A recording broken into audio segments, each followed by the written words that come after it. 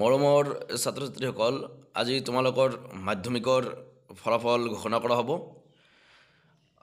10:30 বজাত তোমালোকৰ ফলাফল ঘোষণা হ'ব। তো টেনশ্যনৰ কোনো কথাই নাই।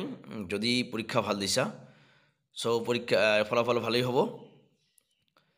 তো তলত কিছুমান লিংক দিয়া আছে, মই লিংক দেখাই আছোঁ। তাৰ আগত কেনেকৈ ৰিজাল্ট চাব পাৰিব মই কৈ আছোঁ। এই লিংককেইটাত গৈ যিকোনো এটাত ক্লিক কৰিলে তোমালোকৰ ৰোল আৰু নাম্বাৰ এটা পেজ খোল খাব। তোমাৰ যিটো এডমিট কাৰ্ডত ৰোল আছিল, ৰোলটো আগত দিবা আৰু নাম্বাৰটো পিছত দি ছাবমিট কৰিলে তোমালোকৰ ৰিজাল্টটো চাব পাৰিবা। তো এইখিনি আছিল আজিৰ আপডেট। তো আশা কৰোঁ ফলাফল ভালেই হ'ব আৰু ইডু আছাম চেনেলৰ পৰা শুভেচ্ছা থাকিল।